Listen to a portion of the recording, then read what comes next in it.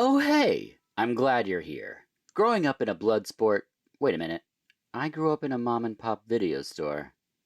This episode, however, is about a movie that is very much a blood sport, or a karate tiger.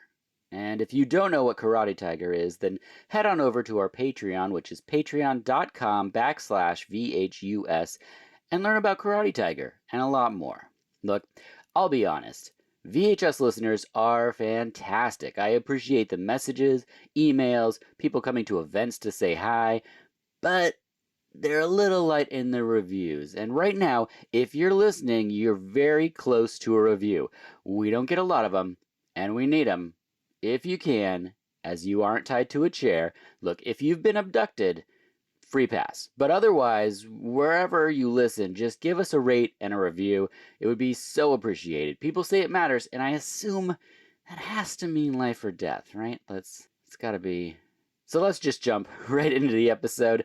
The film is Shootfighter. The guest is Seanbaby, and this is VHUS.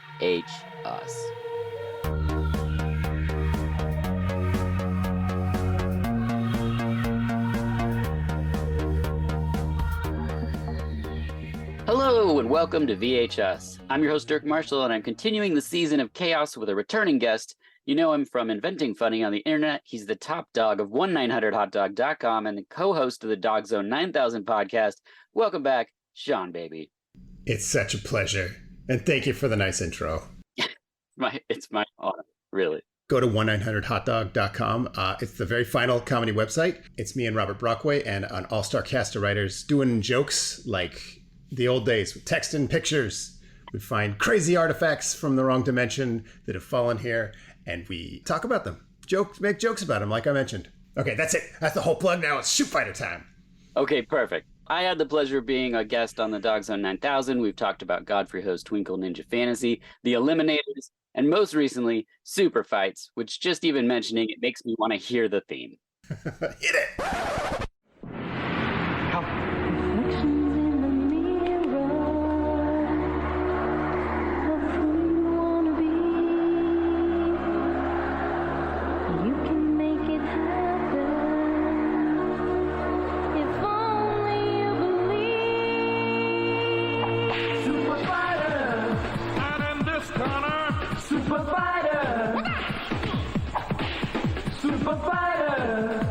Kick his ass. Shootfighter, that's what you want. When two worlds collide and you're all on your own, you look for someone who can carry the load. Okay, but we aren't talking about that movie. Instead, we're here to talk about Shootfighter, Fight to the Death from 1993. What's your history with Shootfighter?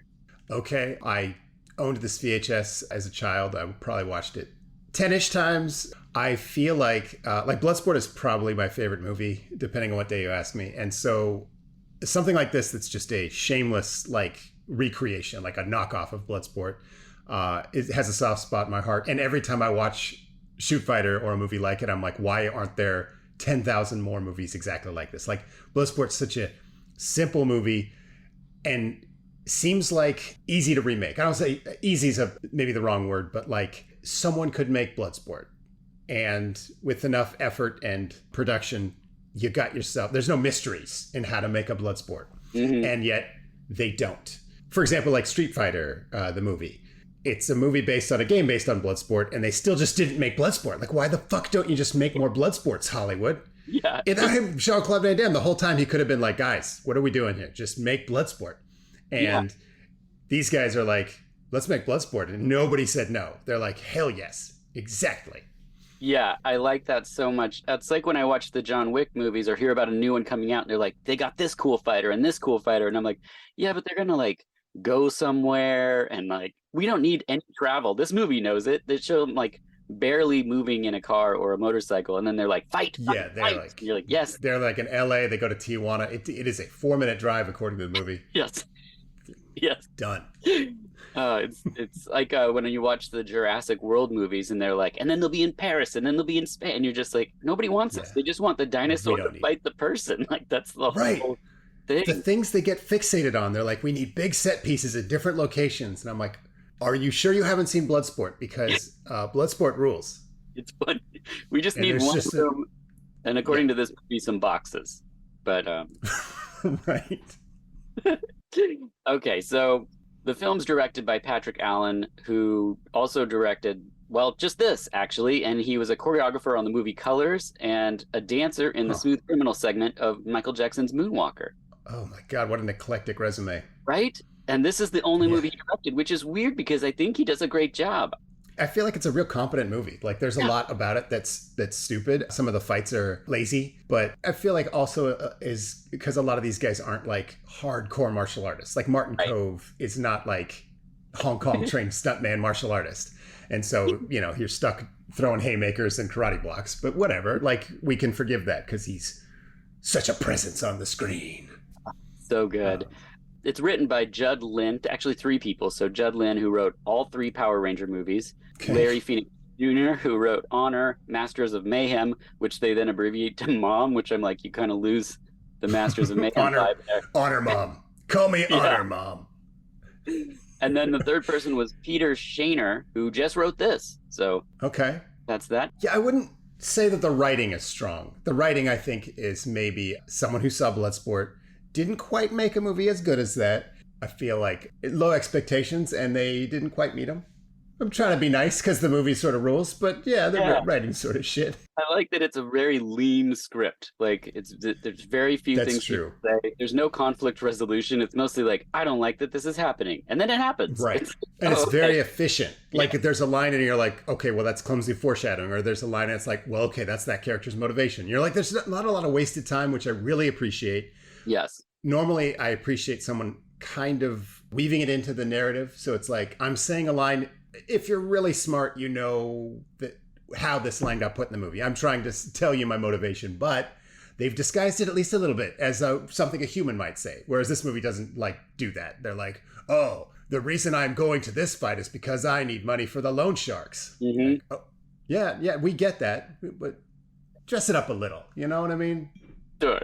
Yeah. The cinematographer is Glenn Kershaw, who did Death Ring. I'll let you guess what that movie's a play off of. Good for him. Just fucking make a career out of the Bloodsport knockoffs. Yes. New York City Undercover, and then lots of Criminal Minds episodes. So he went on to make some money. And I think this movie looks really good. There's some parts with Martin Kove where he's lit by like fire or something. And it's just like, this is impressive. It does not look pretty nice. Garbage. You know what it looks like? Bloodsport. It's true. It's weird.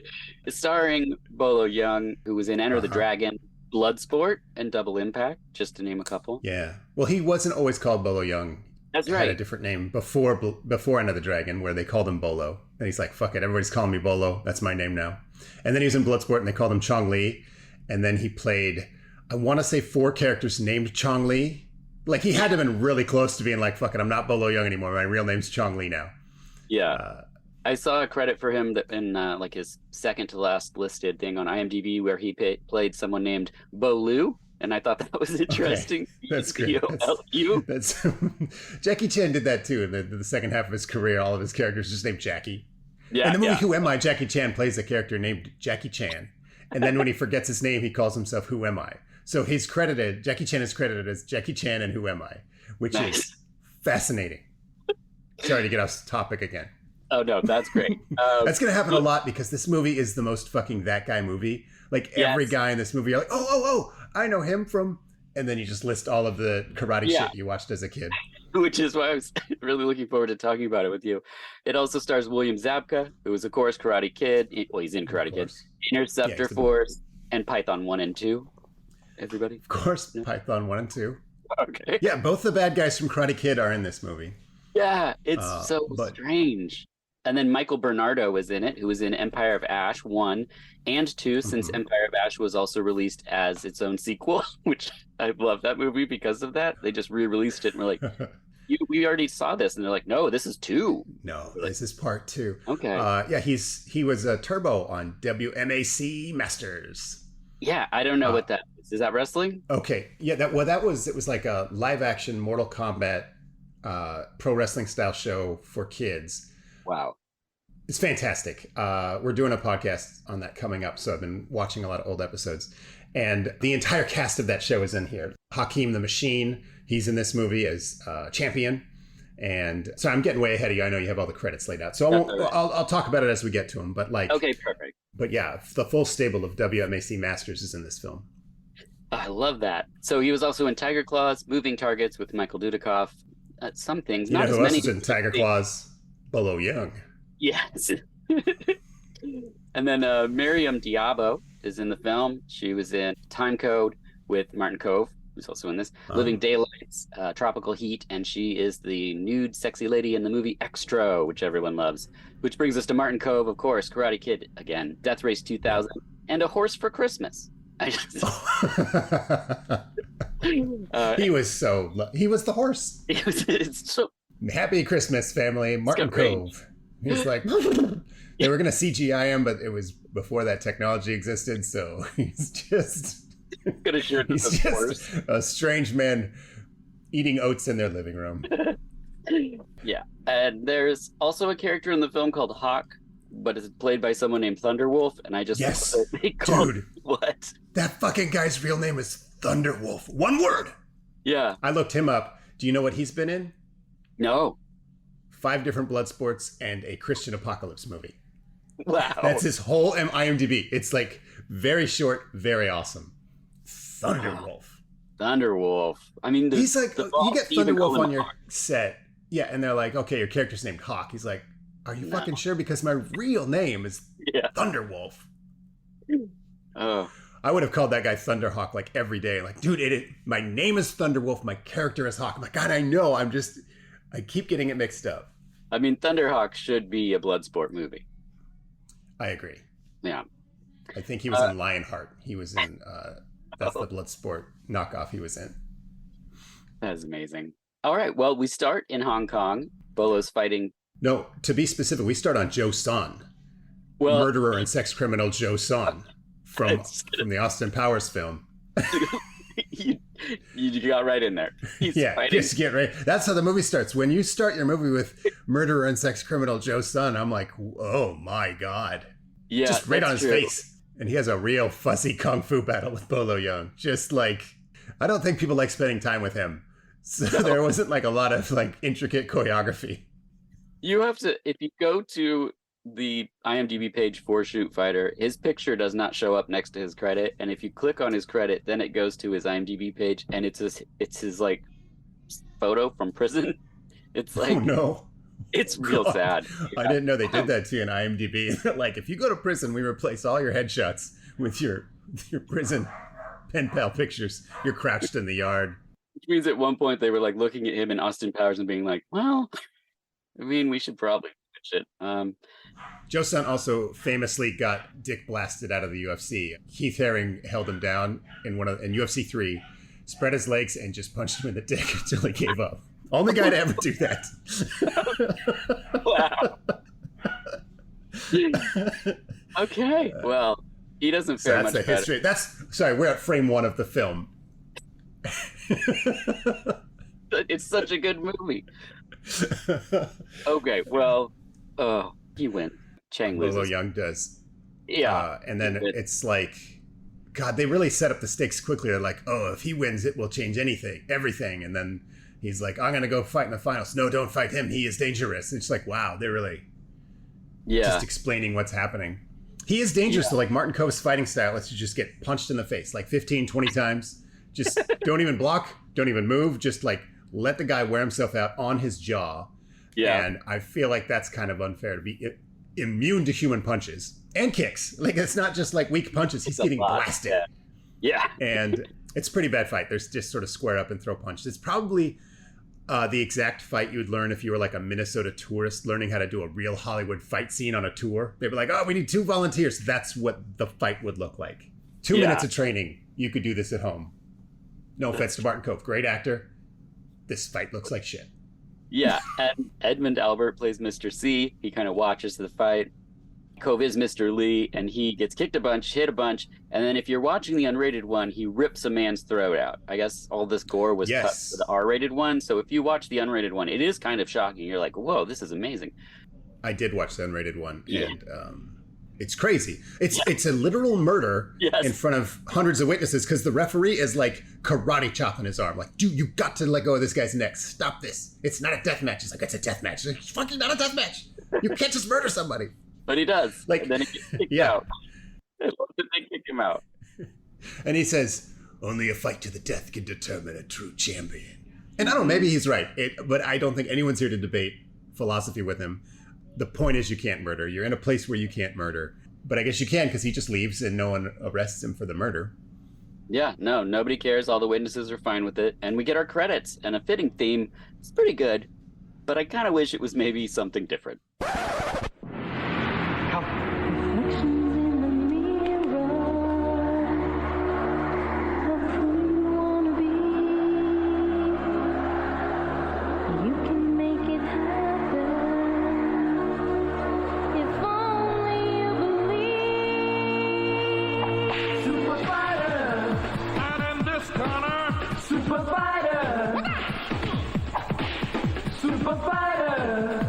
Kick his ass. Shootfighter. That's what you want. When two worlds collide and you're all on your own, you look for someone who can carry the load. Search deep inside your heart, soul, and mind. The answers are there. I know you will find a superfighter. Do it on your own. Superfighter. With the strength to carry on, and now your world is so much clearer. You're fighting for right. You're the American hero.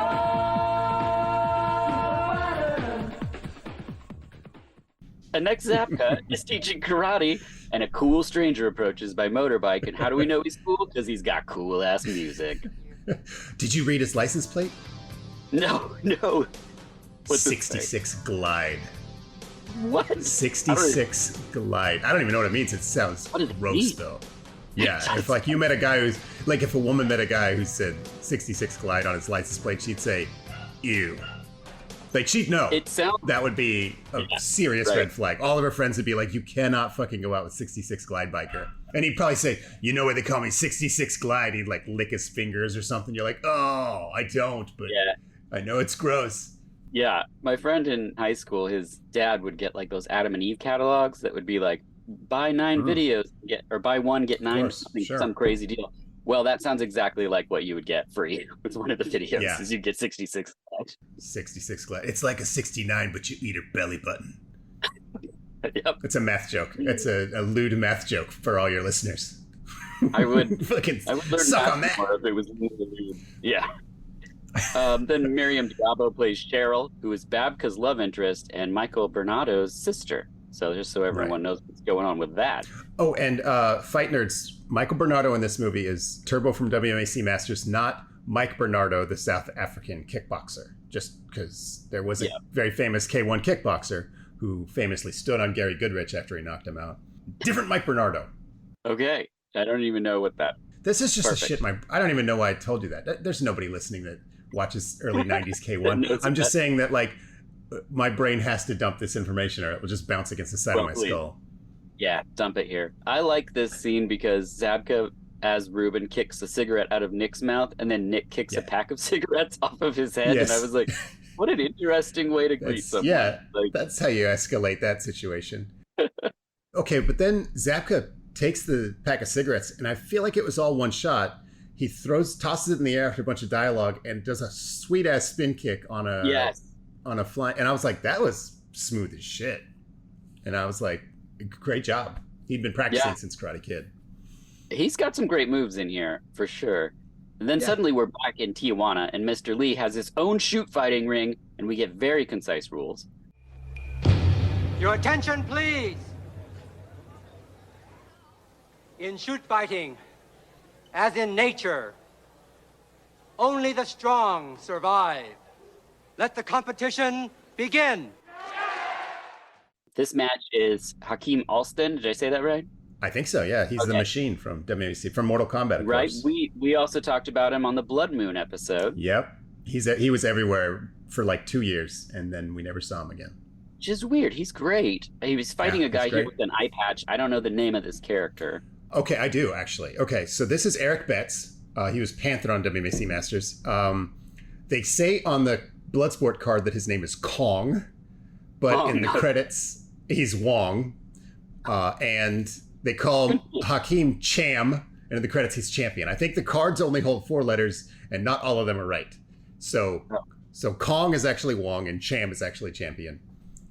Yes. But yeah, eye patch guy doesn't do very well. I think he gets his throat slit by a Psy. Is that correct?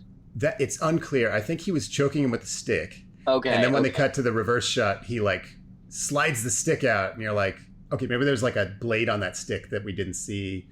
But yeah, it could have been a Psy. It was a very confusing murder. Okay. In the text of the film, he killed that man. There might have been some production issues. I feel like something I want to mention is that you can see the film's ambition a lot and really understand their failures. Like a lot of times you're watching the movie, you're like, I get what they were going for. They needed a few more takes to get it, but they just fucked it up. It's not a great feeling or thing to think when you're watching a movie, but it happens a lot in this. And it's likable enough that you forgive it, but like it happens several times.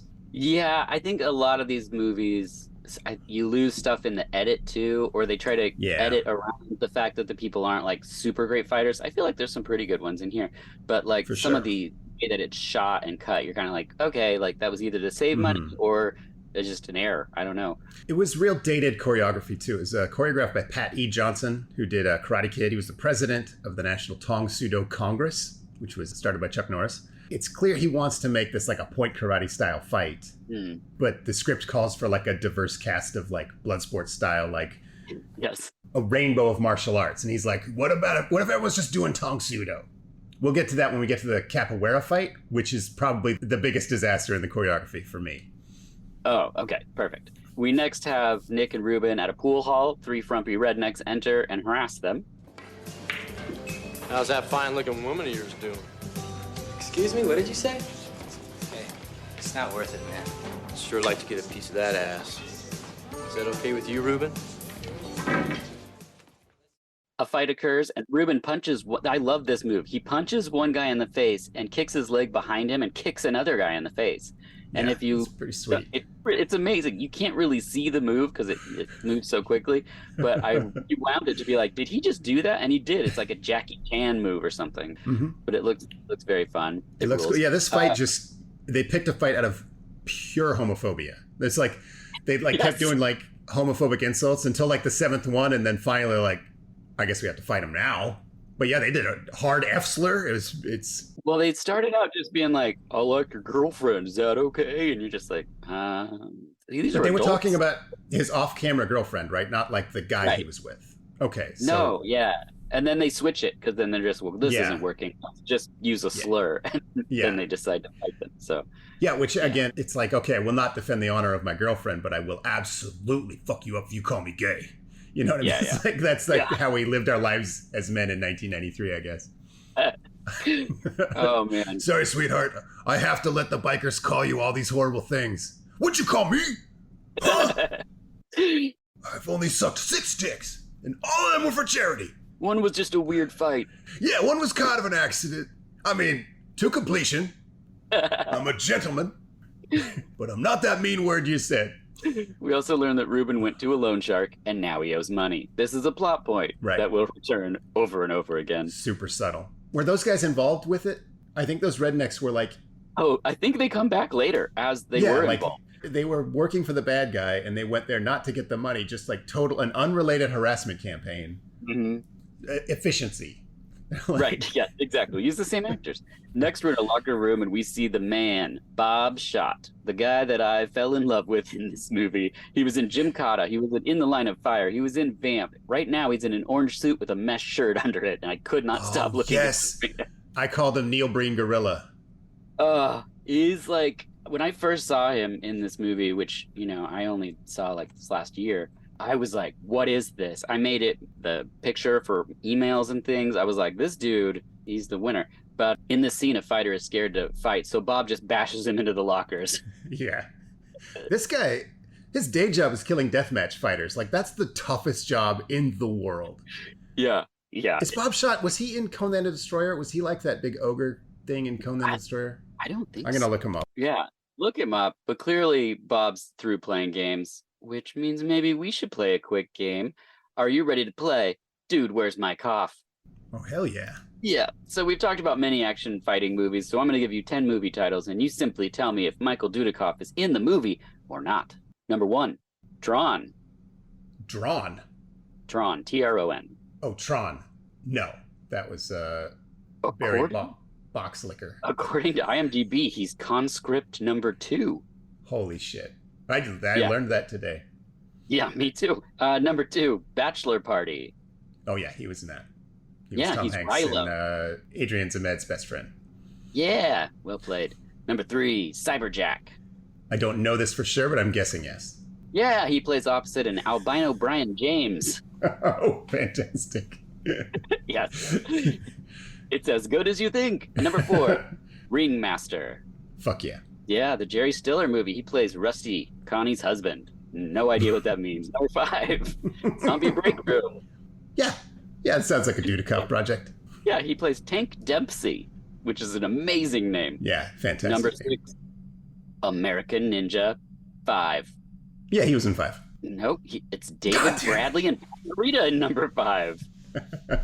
That's the one that he was like, too many, I won't do it. Number 7, Platoon Leader. I would cast him in Platoon Leader for sure. He is 100% a Platoon Leader. It's one of the VHSs that we had in our video store. He's Lieutenant Jeff Knight. Fantastic. Oh, you had that in your video store? Yeah, he's on the cover with like a machine gun, and you're like, oh, Platoon, and you go, Leader. Oh, okay. No, that's not Willem Dafoe. Look closer. Yeah. It's Willem Dudikoff. Dudikoff. Number 8, River of Death. Yeah, I would really like to see Michael Dudikoff in a movie called River of Death. You're right. He stars in it opposite Donald Pleasance and Robert Vaughn. Oh, I love Robert Pleasance and Robert Vaughn and Donald Pleasance. Remix. Oh, Number God, 9. can you imagine if they got mashed into one actor? Oh. We have the technology. Okay. Number 9, Savage. Yeah, I think he was a Street Fighter in that movie. Oh, well, no. It's Olivier Gruner, who he plays a farmer who's possessed by an alien caveman spirit. Now, see, that's you tricked me because, like, Olivier Gruner and Michael Dudikoff could, like they've never been in swap wives and they would have no idea. That's true. And number 10, Oppenheimer. Holy crap. Is Dudikoff in Oppenheimer? No. Nope, that's Josh Peck from Drake and Josh on Nickelodeon. There's like 100,000 well-known actors in Oppenheimer, so I was that's true. There's like it's completely feasible. Yeah, he's a very good actor. Like, it's not like Christopher Nolan's going to be like, get the fuck out of here. You can't act. Yeah, no, he could have been a lieutenant. Who knows? Yeah. Well done. You win, and so do we, as we now see Nick fight a guy for points. And I don't know about point fighting. Did you ever do fighting for points? I mean, when I was like in 7th grade, maybe. Okay. We did some. I did some You karate, get not like in for, a like- big old tournament, but like we did we recreated that in the karate space, that sparring, point sparring. Yeah, because I know you've done some fighting in different forms or training in different styles. Yeah, so mostly Muay Thai. I like the Muay Thai. Okay, got it. All right. Little wrestling, little jiu-jitsu, all that. But yeah, I didn't ever do a Mexican death match. That was my next question. We then meet Signal Diamant, I think is her name. She plays Jill. She was in Universal Soldier, Day of Reckoning. This and woman is smoldering. Yeah. There's not a second of this movie where you're not like, holy shit, this lady is good to go. That's her role, I guess. Even when people are talking to her, you're just like, I don't even think she's listening. She's just, Yeah, just constantly has that switched on. There's one scene where they're like working out in the gym and she's like kind of leaning against the weights. And it's just, she's just there for like 2 seconds. And you're like, you could tell like this is just a sexy lady at the top of her game. Like, I'm going to pose in the sexiest way I can. And it's just like, it just flashes and it's just like, you can hear angels behind her. Like, oh, I don't even know how to explain it. It's just outrageous. No, that's 100% true. And exactly what happens. Mr. C is there and he goes back to Mr. Lee and he says, I found Shingo. So Mr. C and Bob show up to the other guys and offer them. He's not hiding. He's teaching kids in like Torrance. I know. Like, he offers them come to money to fight. Shingo's. He's just out in the open. He straight up just calls him later on in the movie. But in this scene, Bob's wearing my favorite outfit. It's metallic shades, a gray suit with a blue and white striped shirt under it. It's like it's got this weird cyborg sailor vibe. It's just, I love it. It's so no Bob Shot mesh undershirt, orange tuxedo jacket, but it's pretty good. It's the other fighting outfits and stuff are so like kind of boring. But like, I don't know what's going on with Bob in this movie, but it is one of my favorite aspects of the film. Yeah, he brought that from home. I like that it's also a couple sizes too small, so he just looks like a gorilla. He's just jacked. Yeah, muscles like bulging out of every seam. Well, and the first time you watch it, you're like, oh man, when he gets in the ring, we're really going to see something. And he actually just vanishes for the last half. Yeah, he's gone. He's not important. And there's a lot of stuff for him to do too. Like two different guys beat their way through the warehouse in this movie. Yep. Like that's your job, Bob. Like you don't fight in the ring. You fight the guys that are doing the karate in the back. Yeah, it's a real loss for the film. The guys watch a VHS tape of shoot fighting to decide whether they can do it. And the girls watch it and they don't like it. They don't. Yeah, they're like, absolutely not. Whatever that stuff on TV is, it ain't martial arts. That's what his girlfriend says. She says, yeah. I like how they're offered $1,500 a night, win or lose, which is, it's suspicious if like you don't get paid more for winning. But also even by 1993 standards, this was pretty bad. Like we don't have a ton of standards, but 1993 was when the UFC debuted. And the winner of that 8-man tournament got $50,000. I don't think the other 7 people got anything. But like, that's basically the standard. Like if you offered a fighter today $1,500 a night, that's like real bad. Because you only get 30 fights in your career. And then your brain doesn't work. So you gotta like, it's gotta be pretty good money. It can't be $1,500 a night. Anyway, those are the numbers being thrown around. I think they negotiated up to $3,000. So that's good. Yeah, they get $3,000. That's their big thing. Also suspicious. So they're like, I won't do it for $1,500. I'll do it for $3,000. And they're like, oh boy, you are a serious negotiator. I guess $3,000. You're like, okay, that was too easy. You would have given me $5,000. You know, they do it twice. It's just they do it twice, and both times you're like, you guys maybe need an agent. The guys stop at a park to eat burgers so Nick can pee, which he does tell us, here, eat my rest of my burger. I gotta go pee. And then Ruben's approached by a mega mullet loan shark, and Ruben nearly kills the man with punches. I love it. Just beats his goddamn face in. Like, he looks scared to death. Yes. Like, the actor is very good. Like, I'm not sure they told him that Johnny Lawrence from Karate Kid was going to just cave his skull in. And so this shows us, though, that he's got Death Fighter in his heart. Like, there's a darkness inside him. And then Nick comes over and, like, saves this man's life. And he goes, you don't have to kill a man to win. I like this. There's a lot of foreshadowing there. I wrote down right after this, 32 minutes in, and they're like already in Mexico ready for the death fight. So they've like taken 2 guys that are just point karate fighters, talked them into fighting in the underground arena, and they're already in Mexico. And I'm like, this is good. This is Bloodsport levels of momentum. This is fast paced. So they drive to Tijuana and meet Bob again. And now Bob's back in the orange suit with the mesh shirt, which I was like, this is what we need. And then we get the fight and we get the rules. Let me quickly explain the rules. In the ring, there are no rules. They're learning all of this. There's some rules backstage. They're like, you have a sponsor, like a team. You have to win 4 fights to qualify for the finals. And it's heavily implied that the finals are deathmatch. And he's like, if you go to the finals, you cannot quit. And they're like, okay, cool. So we get like $11,000. And he's like, okay, listen, if you go to the finals, you're going to die. I'm like, all right, cool. So do you give me like a check, or can you like? Yeah, anyway. Can it be $15,000? It also ends. Whatever. I didn't take any direct quotes, but it ends with a really weird Tony Robbins speech where he's like, "Because you are in control of your destiny, and we believe in you, and anything you want." It's like, what is this? Where did this come from? I loved it. I love little details like that. They're just weird when they don't have to be. Yeah. Then they're on the set of Bloodsport again. Yeah. The same cards, the same platform. Like they might have actually bought the set from the production of Bloodsport. They're like, you can just use it. We're not using it right now. It's in between Bloodsport. Our heroes are backstage. They're watching a couple of really small guys fighting. I mean, these are straw weights. Everybody in this whole league is like 140 pounds. Like the fucking biggest guy in the league is maybe 205. And Yeah, he's except watching Buck. these except Buck. Yeah, they won one super heavyweight. So they're watching these guys fight, and he's like, "Oh my god, they don't have protective gear on." It's like, buddy, you just had this explained to you. There's no rules. They could fucking wear Road Warrior spikes if he wanted. But nobody does, which is Frustrating. weird. Yeah. And you only win if the other person is not conscious. Yeah, they use the word completely unconscious. Yeah. You're thinking, oh, there's like a 10 count, but no, the referee has to fucking grab your unconscious body and pull your eyelids open and make sure you there's nothing left in there. Yeah. It's great. Speaking of that guy, Gerald Okamura is the ref who any 80s film fan has seen in 500 Things? Has to be 500 Things. I didn't know. Big Trouble in Little China. Most Andy Sedaris movies. Right. If you see Al Leong, Gerald Okamura's lurking nearby. In the fight, Nick gets kneed right away in the face, but eventually wins. Because he does a little bow. He does like I am also in high school karate class. Here is a respectful karate bow. You're like, what the fuck, dude? You're in a Mexican death match. Guy doesn't even know karate. Man. He his style is like ripping the heads off of steers. It's like, ugh. Yeah. I don't know. I don't even know.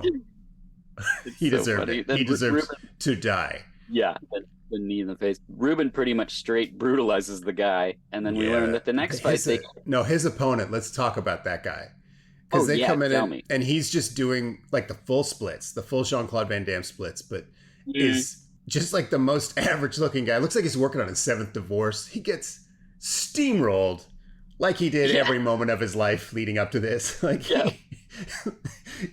if you saw this guy, you might assume he was like there for an AA meeting. I'm here for the group. They're like, okay, sure, this way. And it's like, oh no, this is a death match. I think you sent me to the wrong. Get in there. All right. Let me limber up. Too much splits. Just do the splits. I got nothing to live for, so I took out most of my tendons.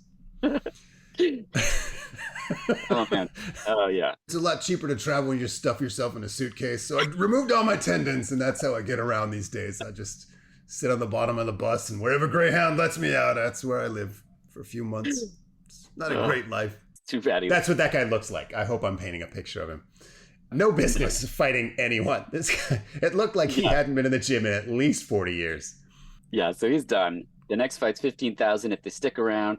Cheryl and Shingo do not approve, so they're sticking around because that's how this movie works. That's how this movie works. Back in the dojo, we see Shingo teaching a kid for a second, and then he's giving out cookies. Is that what? Yeah, he teaches one kid one kick by saying kick, and then he gives everybody cookies. He's a good teacher. The Rednecks come in to the restaurant to hassle the girlfriend, but somehow Shingo is also there. That's how they like. He's everywhere. I say it's a competent film, but stuff like this happens where you're like, I think you forgot to put that guy in the other location or show us that any time had passed. Anyway, he beats them up so easily. It is literally 10 seconds. Like, just like, here's the scene and it's over. Like, if you look away, you miss this whole scene. He does like a catchphrase after he beats all the guys. I think he says, clean up. Yes. Clean up. But that's it. Like, just... And it's unclear if that's what he's trying to say. His English has gotten much worse since Bloodsport. I think maybe that's a character choice. Like, his character doesn't speak English. Yeah, Shingo is like the Terminator. He's like this big thing that's always moving in one direction. He slowly was walking from that dojo to this restaurant. They just cut all that part out. The way he strolls into scenes, it's like there's no immediacy. It's just like... Right. You don't think anyone's going to ever touch him. He's just like, this guy hits him once, he's dead. Hits this other guy, he's just like, oh my God, Shingo. And then we're back in Tijuana, and Nick really takes a beating, but wins. He bites his way out of a side choke. Yes. Like, the guy has him, is choking him out, and he just bites his way out. And then he goes backstage, he's like, oh, it's way different now. Like, in this second round, these guys are better fighters. Like, no shit, but you're the one who threw a bite. That guy's backstage saying... These guys are maniacs now. The first round, I beat some regular divorcee. Now I'm fighting full-on bite maniacs. Yeah, and Ruben doesn't listen. He goes out there and just gets stomped right away. Completely. And the guy throws a high school wrestling cradle at him twice, which is like when you put like a guy's head in your arms and his leg, your arm behind his knee, and then you like lock your arms. You kind of do that to like control the body. You don't see it outside of high school wrestling much. He does that twice, and both times he gets punched in the face because what the fuck else would a guy do when you're doing that to him? Yeah. So it's like they choreographed 6 seconds of this fight decided that, fuck it, we'll just use all the takes. And so it just looks like they do this fight and then start over and do all the same moves, which is a strange thing for two men to do, I would say, fighting to the death. Yeah, it looks like he's going to lose, and then he's kind of turning it around in the time that Nick leaves his room to go intervene in the fight. And yeah, he's beating people up backstage. Yeah, and I think what would have happened, really, I don't know why it didn't, is that Bob would appear here and then stop Nick or apprehend him in some way. But seeing as how he's not in the picture, I think it's only fitting if I ask you, so Seanbaby, if he did appear in the movie, what would Bob be wearing?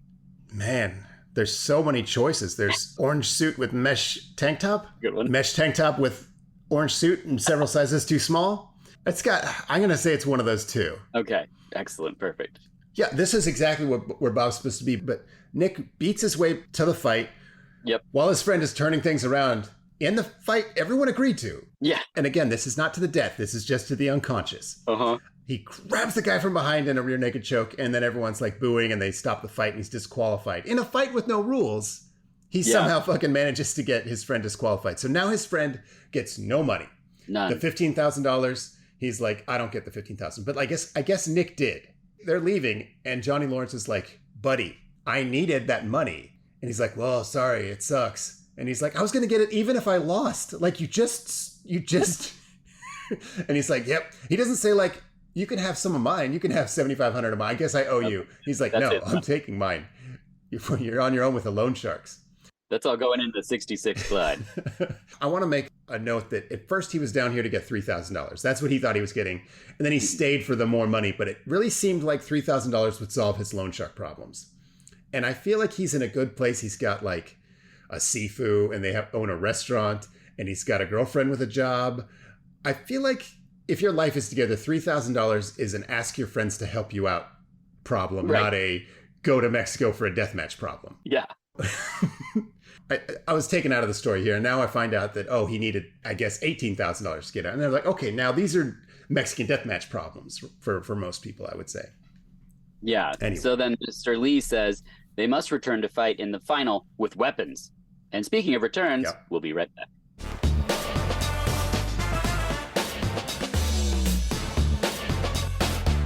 Now, I have a question for you. What would Vice Squad be without Wings Hauser? Or House 3 without Brian James? Would you watch Panther Squad without Sybil Danning? No. It would be boring. That's how we feel about food and Marshall's Hot Sauce. Wake up your meals with these small batch sauces created and bottled by a chef. These aren't made in a co-packing plant. They're thoughtfully sourced, balanced creations with a focus on quality and flavor. The red chili lime, sweet and a little spicy, like Gage in Pet Sematary. Or habanero carrot curry, which is more spicy and ethereal, like Erotic Ghost Story. Marshall's Hot Sauce has something for everyone, including the mildest, which is a smoked habanero barbecue, kinda sweet, kinda smoky. It would be right at home on the range with Klaus Kinski and The Great Silence. You know what I'm saying. There's also a new line of seasonings with real ingredients dehydrated and combined into fantastic and easy ways to cook for yourself or your family. From the newer pasta and marinara packets, right on down to the explosive volcano sparkle, which I'm sure Zed and Police Academy 3, you know the part where he hangs out in the tear gas training? What a cut up. I'm sure he'd want some sparkle. You'll find it all at marshallshotsauce.com. Enter VHUS podcast at checkout for 20% off. Plus, you might get a little something from me. So head on over, wake up your meals, not to mention Sarah's now teaching classes again, so you can learn hot sauces, pickling, all kinds of stuff. I'm hosting hot sauce tastings where you can hang out for an hour and just eat spicy stuff. But you'll find it all there, marshallshotsauce.com. And now, back to the show.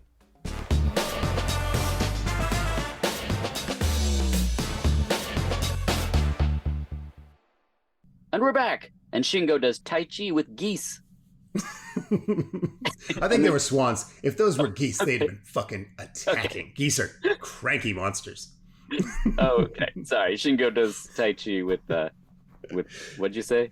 I think they're swans, but you might be right. I'm just saying That's that more peaceful sounding. So let's go. I feel with like that. being this near geese with that much karate energy, like they would be attacking, And I like hissing this and part spitting. because Ruben comes up and asks him for help. And do you remember what Shingo says? Shingo, you used to be a shoot fighting champion. I want you to come to Mexico with me. No. No. It's just one word. It's so good. I have it written down where he comes up and he just says Shingo. He doesn't say, Shingo, I'm down in Mexico next week. I need your help to train for a fight. He just goes, Shingo. And he goes, no.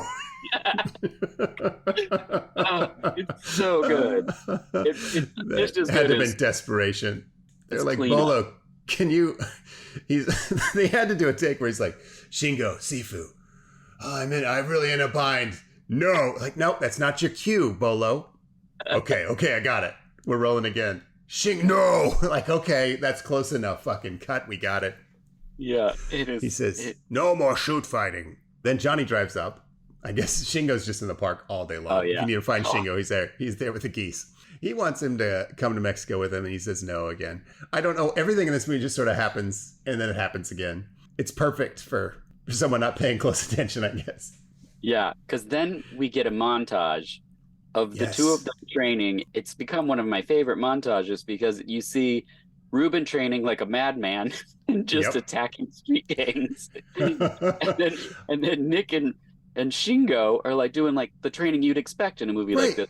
With lifting different weights, music. jogging. It's a lot like Rocky IV, where Rocky is doing the rugged outdoor training and Dolph is doing the super treadmill and steroids and all that, but different. Like, this is good and evil rather than like rugged and manufactured. Yes. So Johnny Lawrence is like crazy-eyed. Like, he's really made the acting decision to look like a maniac while he's training. And so he's like picking fights with sex pests, and he's just walking up to gangs until they hassle him. He's just going to bad neighborhoods until someone says, hey, give me your jacket. And then he beats up everybody. He does one where he's just taking face punches. And like leaning into it, just having a friend punch him in the face. Even I think in 1993, we knew the effects of head trauma. Like, your head has a finite number of hits, as I mentioned. You can't increase this number by hitting it.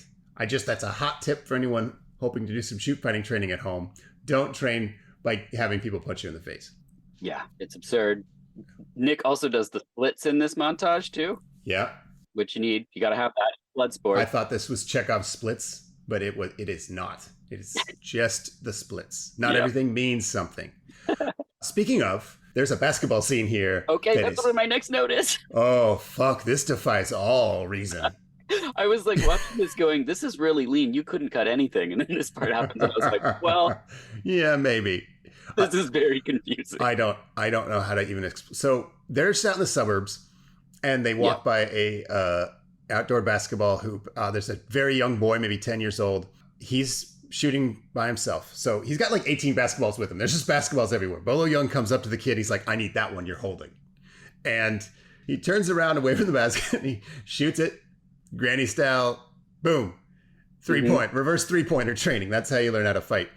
And then he whispers in the kid's ear, and he's so good. This guy's so good at teaching martial arts that he taught the kid the secret to the no-look reverse 3-pointer. And the kid does it 3 times in a row. It's so fascinating.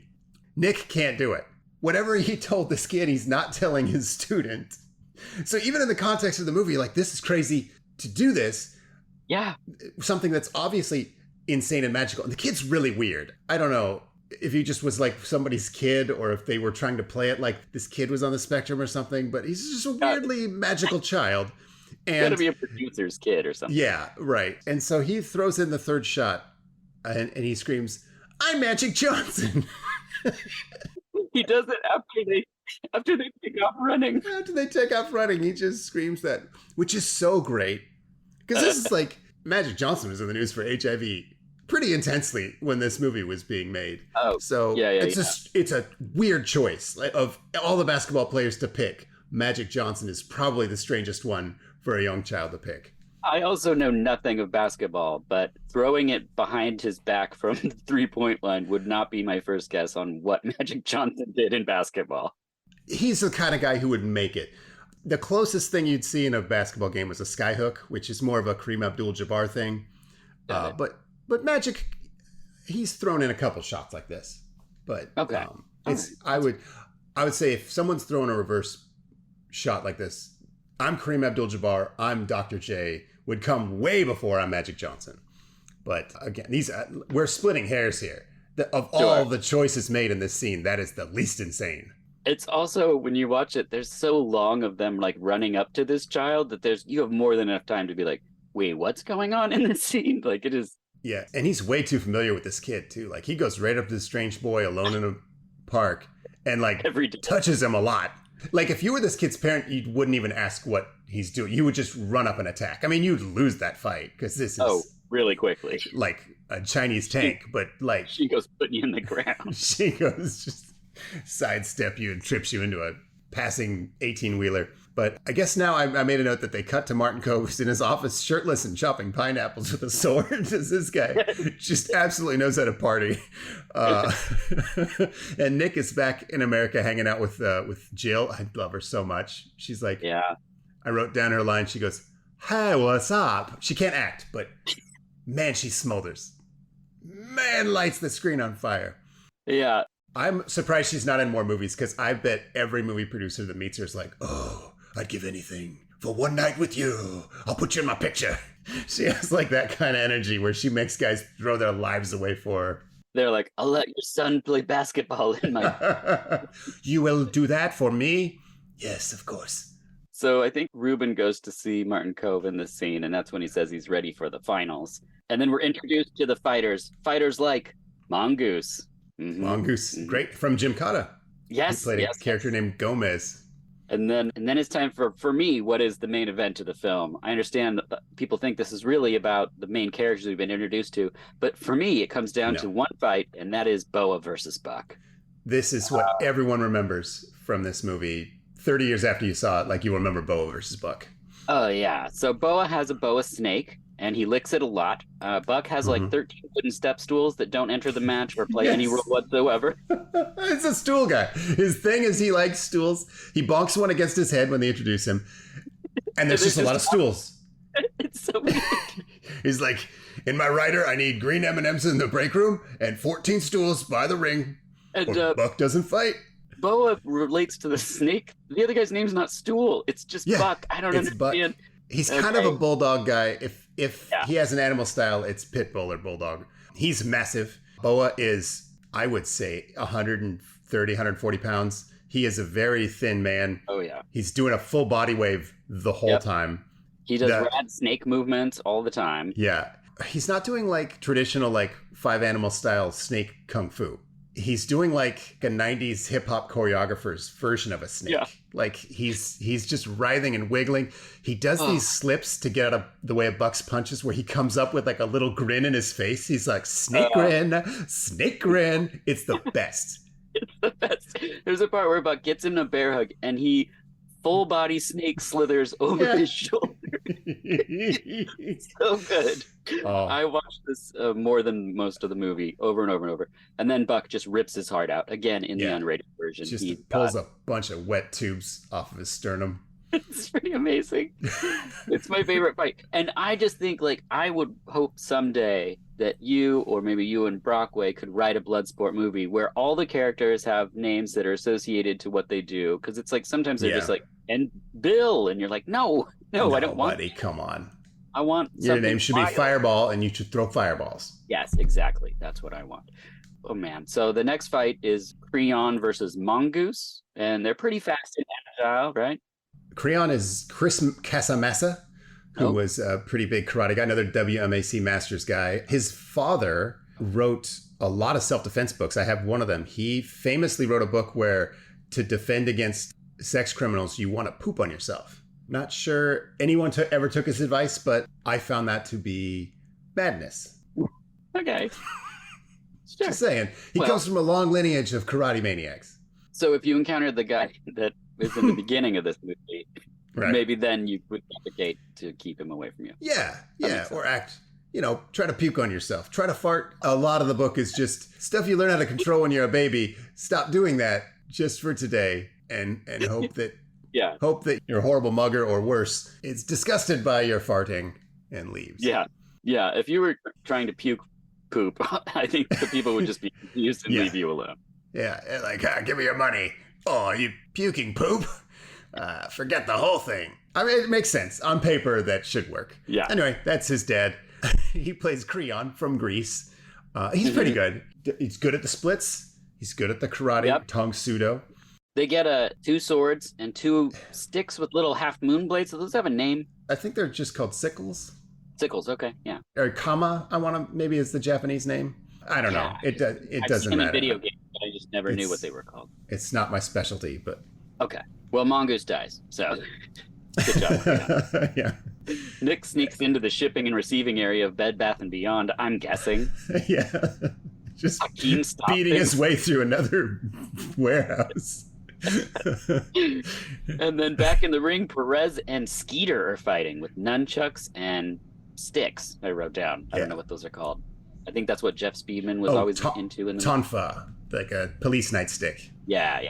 Skeeter is fantastic. He looks like Ravishing Rick Rude, if you remember that wrestler. But he fights it like a Hawaiian skirt, like a Polynesian, like baggy MC Hammer style pants. Mm-hmm. And he even kills the guy with a neck breaker, which was Ravishing Rick Rude's finisher. So I feel like they knew and they were like winking at us. Mm-hmm. The choreographer's like, dude, you know who you look like? I've got the finisher for you. My favorite part in this fight is when you think Skeeter's going to lose because the other guy grabs him by the junk and lifts him off the ground and then punches him back down by it. Mongolian chop to the dick. Incredible. Joe Sun probably taught him that. Joe Sun's like, hey, I was like, Skeeter's done for. And then Skeeter kills Perez. And I was like, whoa, that's a comeback story there. Didn't see that coming. And then Nick and Hakeem fight amongst packing material. It's just strewn everywhere. And then they have a staff fight, which is great. I don't know. I like this one. I like this because Nick gets the upper hand. He's going to hit him with the stick while he's down. He's like, no, I can't hit a man with a stick while he's down. But then he chokes him out with a scarf. So it's like, I don't understand what rules you're fighting by, buddy. His own headscarf while he's wearing it. Yeah, you don't have to like drive the stick through his brain, but like go ahead and like knock him out with the stick. Like you're fighting a man, street fight to like with life or death stakes for your friend. And you're like, no, I must fight this man in the honorable way. The next fight is Andreev versus Shadow. Now, this is insane. This is where I had a real issue with the choreography. Because Shadow is playing a Brazilian guy doing a monkey style with a spear. And I'm not talking, again, not a Five Animals Kung Fu monkey style. He's doing just regular Kung Fu, regular fighting, not even really Kung Fu, just standard movie fight. And then he'll stop and just do monkey sounds and jump around. Very strange. It gets weirder because he like bites the guy and then climbs the fence and does like a full on like Andy Serkis, like I'm a monkey, look at me, I'm a monkey, I'm a savage monkey for like 40 seconds, just screaming at the audience, blood dripping down his face. I'm not a human being, I'm an actual ape.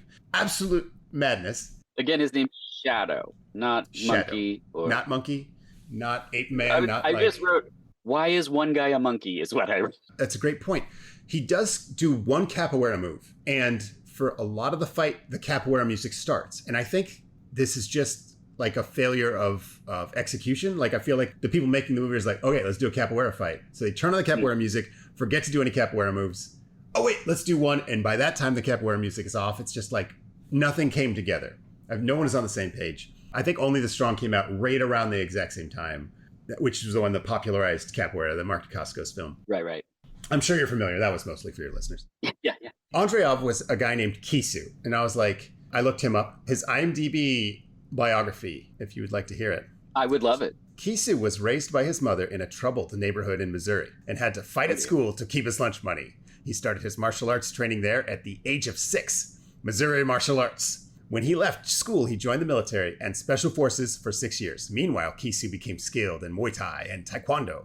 Overseas, they spelled that wrong. He met his teacher Ken Hui and has studied there ever since. Kisu is now an expert in Northern Shaolin. He has earned the title Sifu. He's a great fighter since he was able to survive the underground fights in California where he made a lot of money. That is incredible. The best IMDb bio ever said. There's 3 more paragraphs that are so specific about what his kids do now. And it's so clearly written by either him or his wife or somebody. His hobbies include this. This is where he studied photography school. The detail is insane. I love Kisu. Didn't have a big movie career. But, he made plenty of money in the underground California fighting scene. That's great. He was probably a consultant on this. He's like, no. You get $1,500 per fight. They're like, Kisu, buddy, we got it. Those aren't very good numbers. What are you talking about? So he's kind of the Frank Dukes of Got it. shadowy Frank Dukes. So Nick has now fought his way all through the henchmen to get to the finals. There's one where he grabs the guy's neck. He's like, where are the finals? And the guy's like, I'll never tell you. He's like, I'll break it. I'll break your neck. Okay, I'll tell you the finals. We also get Hawk versus Ruben is like the next. Oh, right. I skipped over Hawk versus Ruben. Hawk versus Ruben. And this was the one where, because up to this point, they've had like different styles, different weapons. You're like, oh, how are they going to counteract each other's styles? But they both have swords. Yeah, they both got swords. And they both look so sad and scared. And it's one of the things that I thought this movie, like, at least Zabka really has. Like, you believe that he's like, when he sees people dying, he's like, oh, he's like really disturbed by it. You're not supposed to murder, guys. And he feels so bad, and he's so scared, but also like psychotically driven. And like, it's a layered. See, you thought he looked scared. I thought Hawk, Thunderwolf, to me, it looked like he was trying to look intense. And he's been talking shit the whole time and had an attitude like, hey, rookie, you don't know what it's like here in the finals. But it's like, literally no one does except for Hakeem. There's the way this fighting league works is there's one guy who knows what it's like, and that's it for the whole year.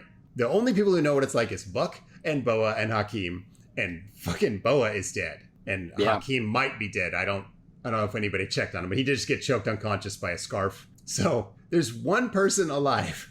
I guess Martin Kove and Bolo Young, they know what it's like. But this guy's like, yeah, I know what's going on and you don't. It's like, you absolutely don't. Maybe you killed somebody in an unrelated event, but like, this is your first sword death match, Hawk. Don't act like you've been here before. And Hawk unfortunately loses, but then Ruben won't kill him. But then Hawk jumps up and the sword goes right into him and he dies. So now Ruben's murdered. I feel like a good lawyer can get that talked down. The guy did. I mean, Ruben did a lot to lead to that event. Okay, I had some notes on this next part because Nick is now captured. Okay. And he's like, I'm going to take my buddy home. And Martin Kove's like, your friend signed a contract. And I'm like, bitch, this is a secret murder fighting league. There's... like, who enforces the contract? I get it. It's probably business murderers. But like, why bother with the contract? Or why even bring it up? He's like, you can't take your friend home or I will kill you is the threat, not you're going to have to spend the next 6 months in court if you guys back out of our death match. Anyway, very strange note.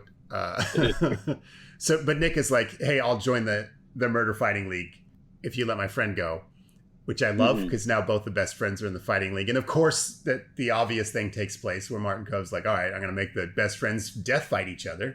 Yeah. And so Ruben's sad, but he learns he has to keep fighting to his death. And meanwhile, Shingo is just going around beating up dudes as he's slowly getting closer, like the Terminator, to this sequence. And then Nick and Ruben must fight. And Nick just kicks his ass. Yes, he really does. I want to pull back again. I'm sorry, I'm fucking up the structure of your podcast. But like, there's a part I really like where Bolo Young he gets a phone call and they're like, hey, you got to come to a death match or we're going to kill your students. He's like, I'm getting blackmailed. And his wife is like, this is your destiny. Go death match. And I love that because women in martial arts movies are always the voice of reason. They're always the ones like, you can't deathmatch. Like, this is not how you solve problems. And this lady's like, yes, I knew when I married the karate tank husband that he must fulfill his destiny of deathmatch. And so anyway, she's the one who tells him to go down there. And he's there in moments. Like, he just teleports to Tijuana and is just slowly beating ass through this place. Just tapping guys on the shoulder, killing them. Tapping guys on the shoulder, killing them. Yeah, it's amazing. And then, of course, since Nick won't kill Ruben, then Shingo has to fight Mr. Lee. Yeah. And then we get all the moments that we want, but crammed into the last few seconds of the movie. We get Bolo ripping his shirt off to reveal the full karate tank body. We get the stick clapping situation where he's like tapping. Everyone knows to clap along, and then they all stop when he does a hand movement. And I was like, this is the most rhythmically unchallenged white people I've ever seen in my life. This is really weird. I feel like this isn't Only the Strong thing, because in Only the Strong, whoever's capoeira music was loudest, like, they were going to win the fight. They had the rhythm on their side. So I feel like someone saw Only the Strong and they're like, I'm taking that. Because he's like doing this very strange crowd work that maybe it's kind of pro wrestling inspired, but it really felt like someone who saw Only the Strong. There's a moment I liked before the fight where he goes, I wrote down that he says, get my student go. Like, his English is so bad, you're not even quite sure what he's trying to say, but I guess we're sure there, but I loved it. He's get my student go. Such a monster. I love it. But it is uniquely weird. The stick thing is it was strange. Yeah. And then Cove fights about as well as you thought he would against Shingo, who just brutalizes this man. In a weird filmmaking choice, they had a lot of it take place from Martin Cove's POV. So, like, you're watching Bolo Young just beat the hell out of a cameraman. Yep. In a way where you're like, am I supposed to empathize with Martin Cove, the murderer? It's like, that's how bad the beating was, that you're like, God, think about how bad it must be to get beat by this. I know he's a bad guy, but, like, put yourself in his shoes. Oh, yeah. There's a part where Cove knocks Bolo into a fence, and I was just like, but would that really? And then Bolo just brutalizes him, and then Cove's on the ground, and he produces a knife from his broken arm. Yeah, his wrist brace. And then he goes at him, and when he comes at you, it's from the POV now of Bolo, and you see Cove's face is so jacked up. It's like so disturbing. And Bolo just grabs his arm and just breaks the bones out of his arm. Yeah, it just splinters. He was just filled with dry dust. He's just like, I loved it so much. And then you think like, oh, there's going to be something after this. And no, it just shows Bolo's face and goes the end. You're like, yes. What? Like, he's dead the end. Maybe you got something out of it, viewers, but in this art, we've learned nothing. The characters have learned nothing. They fought in a death match and a lot of people died the end. Like, they're not getting paid. There's no like... Yeah, they didn't get anything out of this. They didn't really learn lessons. They knew going in death matches were bad. Yeah. Like, Bolo Young's been hiding from death matches his whole life. And then his dumb students go and do death matches against his wishes. Turns out bad. Bolo Young's there. He does a death match. He's like, yeah, you see, this is really unpleasant. The end. The end. And then they hit you with music that you just wish was a different song that we've talked about.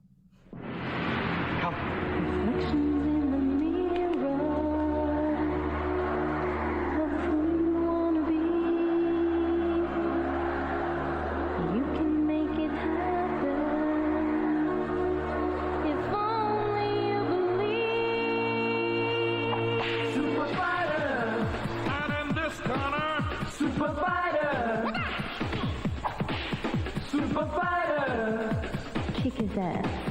Shootfighter. That's what you want. When two worlds collide and you're all on your own, you look for someone who can carry the load. Search deep inside your heart, soul, and mind. The answers are there. I know you will find a superfighter. Do it on your own. Superfighter. With the strength to carry on, and now your world is so much clearer.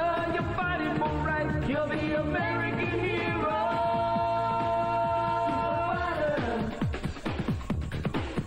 Superfighter. Training hard to be the best you can be. Making your dreams a reality. Dark cloud nights, Stalker and Budokai. Fighting together, right by your side. A superfighter. Superfighter. Things are not what they seem. You've entered a world of drugs and corruption, murder, extortion, lies and seduction. Superfighter. The clock is ticking, time is getting nearer. The smoke is fading, thoughts are getting clearer. Now everything comes back to you. You're learning things you already knew. Hours, days, and months go by. You've got to leave your past behind like the matador who takes the bull by the horns. Show the strength of a warrior born. You're at the end of your rope, randomness is getting tighter. Show the world you're a super fighter. Training hard to be the best you can be. Making your dreams a reality. But now you see. Now, I really think there should be a post-credit scene of Bob at Mr. Lee's funeral. And if there was, could you tell me what Bob would be wearing at the funeral? Let's see, at a funeral, you want to be respectful to the dead, so you'd want to wear your black mesh tank top. But you don't want to be, like, too sad, right? Like, right. So I would say probably a very, very small orange suit. Yeah, that's probably a good pick. That's probably what Bob would wear. Oh my gosh. Excellent. Well, any final thoughts on super fights? I mean, sorry, it's not the movie we're talking about. Shootfighter, fight to the death. No, I feel like by Mexican warehouse tradition, we have honored the film. You are all honorary shoot fighters. Perfect. Congratulations. That feels lovely because I didn't even think shoot fighting was a thing until I looked it up. I just thought somebody was like taking words, like like gun fu when they talked about John Woo movies or something. I was like, oh, shoot fighting. I was like, that's weird, but yeah. Yeah. It's a real thing that they used for 2 films, Shoot Fighter 1 and 2. There was a Tank Abbott in the early UFCs claimed shoot fighting was his fighting technique. There's a thing called catch wrestling, which is often called shoot wrestling, where you shooting just means that it's not as planned as normally. Like, for example, in regular wrestling, you might have a planned match where you're like, I'm going to body slam you now. Whereas shoot wrestling, you're like, you kind of just grab the guy, and whether he likes it or not, you're going to body slam him. In the most basic explanation, I guess that's it. So shoot fighting would be real fighting, not pro wrestling fighting, by the vernacular of the time. Nailed it. Oh, they nailed it. They nailed it. Perfect. Well, Seanbaby, thank you for joining me for this episode. Always a pleasure. And 1-900-HOTDOG.com for all your 1-900-HOTDOG needs. And the Patreon, right? Did we talk about that? Yeah. Oh, yeah. Go to patreon.com/1-900-HOTDOG. It's how we make our living, and it's the only ethical way to make money on the internet, I think. Yes, I think so. The only one left. So do it. Yes. Until next time, I'm Dirk Marshall, and this has been VHS.